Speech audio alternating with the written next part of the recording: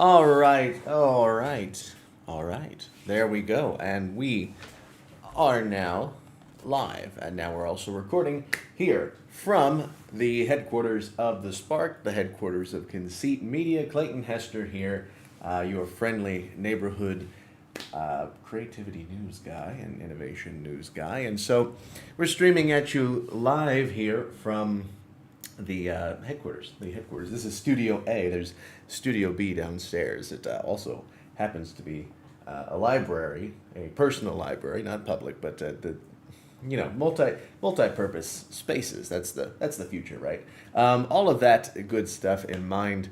We're going to start things off today, as always, with our little newscast from Conceit Media, our little newscast for all things The Spark, because we're following and covering a good number of items today, and wanted to fill you in on what is happening, what is new there. And so, good morning, everybody.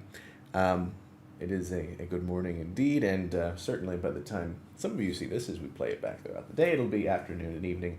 So, good afternoon and evening to all of you as well.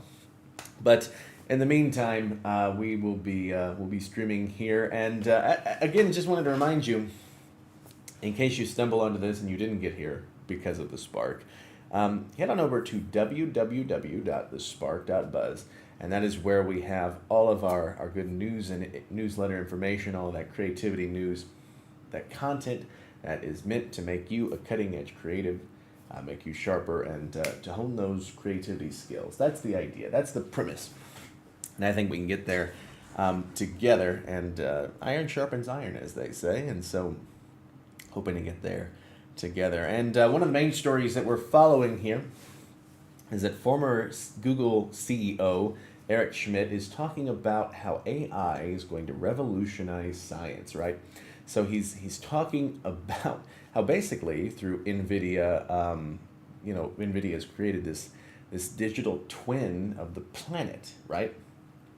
And this allows them to then forecast extreme weather events. This clone of Earth is extrapolated upon, collects all this data, puts it together, creates an image of where the Earth is going, and then this is called ForecastNet. Could revolutionize meteorology, of course, if we're able to predict where the hurricanes are, where the climate change is happening. Think about the implications of this. If we knew where tornadoes were going to strike, if we're looking specifically at America, right? We're looking at here in Tornado Alley here in the Midwest. If we knew when those were going to hit us, we could hunker down, make plans to be out of town, that sort of thing. And the same is true for the Gulf of Mexico, East Coast. Whenever there's hurricane season, people can make plans to be out of town whenever a hurricane comes through. Those sorts of things really could be a game changer if there is that much data to forecast things that far in advance. And so there's this trickle-down effect from the science if the science is changing, then the economics are changing, the culture's changing, the interactions, daily way that we go about our lives are changing altogether. And so that's the possible implications there of these AI forecast models, these forecast nets. And so this process of science, of innovation, that sort of predictive technology, something like meteorology that we all love to get a good eye on, right? So that we know how to make plans, how to do things. It's just one window into the predictive capability of AI, and that really gets to an interesting level, because if you know when the rain is going to be at your door, you know when to take a walk, when to drive, when not to drive, those sorts of things. Our behavior just changes according to this level of knowledge that we get, and the knowledge ecosystem, the data ecosystem, is going to change whenever we have these minds, these AI minds that are specifically dedicated towards this sort of thing, geared towards this sort of thing, and smarter than us at thinking about it. So that is a very important consideration as we look ahead to the future. In another item of particular interest, we're looking at how Spotify founder and CEO Daniel Ek, he's got a new startup going, preventative health care, and he has received investments up to $65 million, and well, it was 60 million euros, and so because they are over yonder across the pond. But the business is called Nico Health, and it's gained backing from some of the people in the industry, Lakestar, Atomico, and General Catalyst. And so this is interesting change. We'll be looking at that to see how it goes. But again, it's a story of predictive AI algorithms, generative stuff. So the algorithms instantly detect potential skin conditions, even identify the risk of cardiovascular disease. And so, listen, this sort of biofeedback, very important for where things are going, right?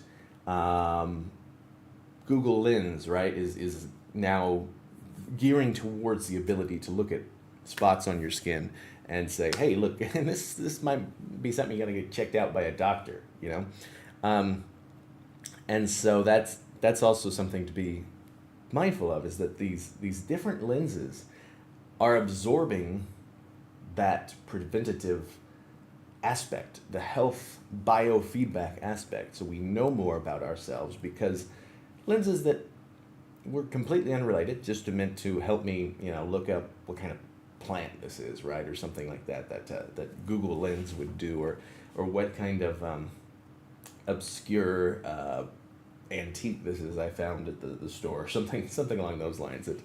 That those items, those purposes are the original purposes, but now they have a whole new life that is achieved here within the context, within the new confines of this absorption, this convergence of potentials. And so that's happening. That's been something new, something different that is happening in our world. And so algorithms detecting skin conditions, detecting cardiovascular disease, and whenever we have Fitbits, right, that are tracking our heart levels, tracking our different dynamics, social, not socially, but health-wise, those are transforming the way we live and breathe and move, and hopefully giving us more to go off of in terms of being smarter about our health. And so Twitter is going to have a new competitor with Threads, which is from Meta, and that's launching tomorrow. We just actually got to the 24-hour mark on the countdown. They're on their website. They are heading towards launch there on 9 a.m. on Wednesday morning, tomorrow. Well, not Wednesday morning, Thursday morning, tomorrow morning. It's happening on July 6th. And so that is going to be interesting.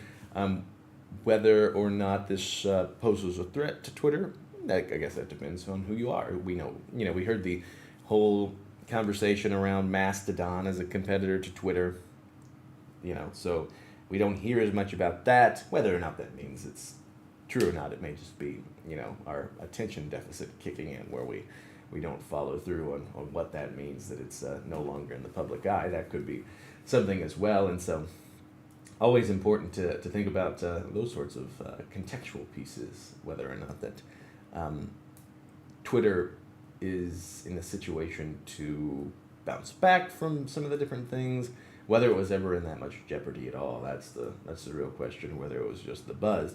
That's kind of always an interesting thing too, whenever Twitter or any company that is like Twitter, where it allows for public conversation, kind of these uproars of conversation to emerge, and then in turn create a dynamic of, well, I guess kind of just this uncertainty, or maybe the bullhorn is got a feedback loop within it that causes it to become louder, and so forth. And so all of that to say, we'll see. We'll have to watch it play out, and it'll be interesting to see the clash of these social media titans.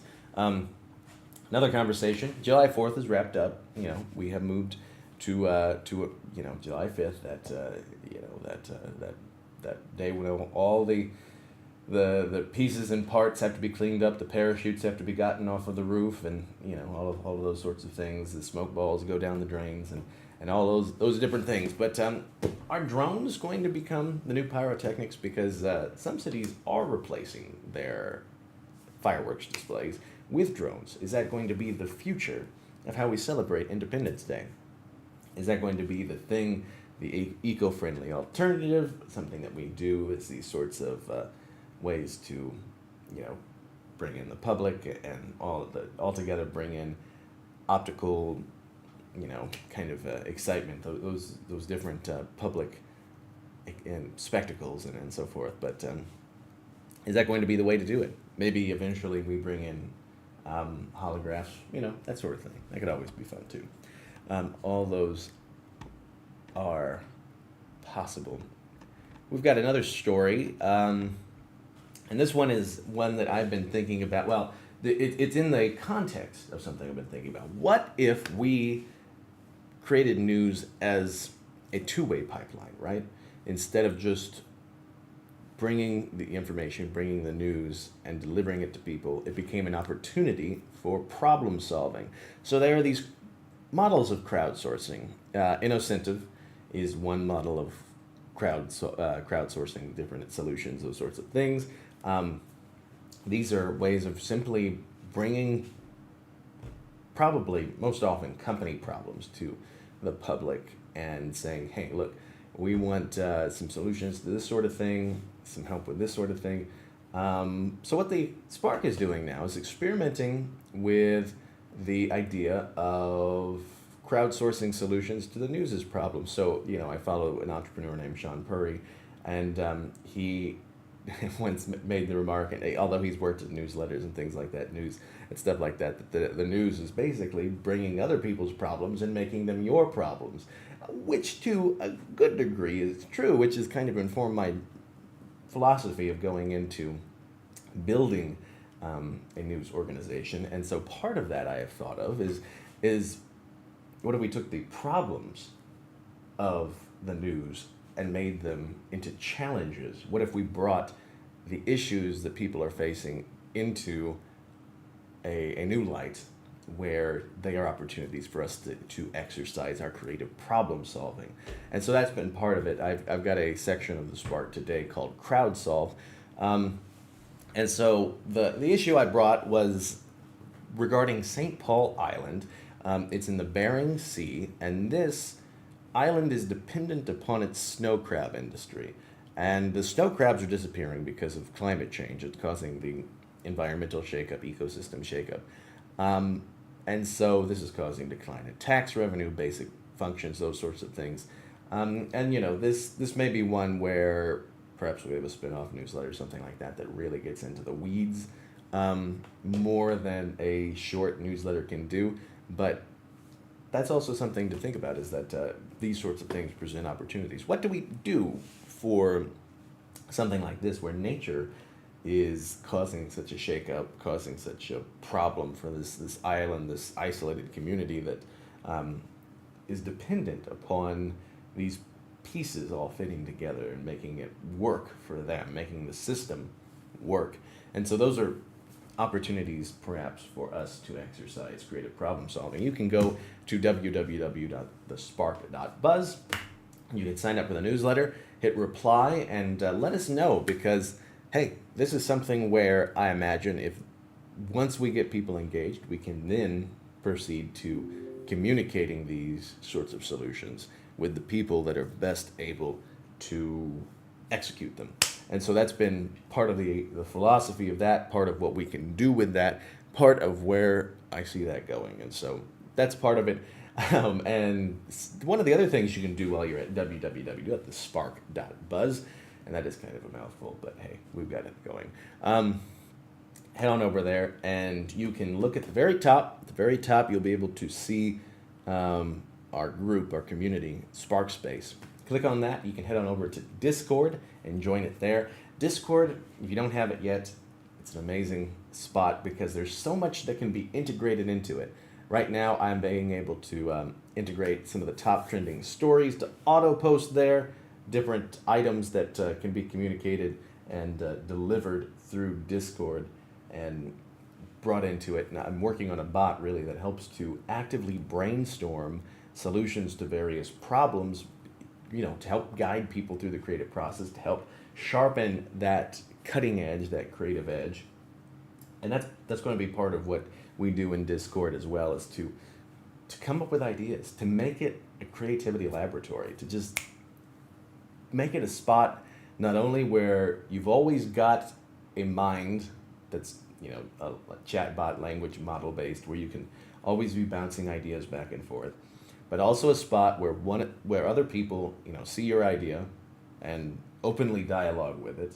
They're like, hey, look at this. What if you did this idea? And so creating these entire grids of creativity, these ideation grids where one idea leads to another, leads to another, leads to another, leads to another. And it's interesting because I founded a writing group once. And in this writing group, there was a little bit of a discussion about kind of the question of whether people would steal one another's ideas. And SparkSpace is going to have a system in place to figure that out. And that may be one of our first orders of business, is to get together and have everybody brainstorm collectively and solutions to that sort of problem.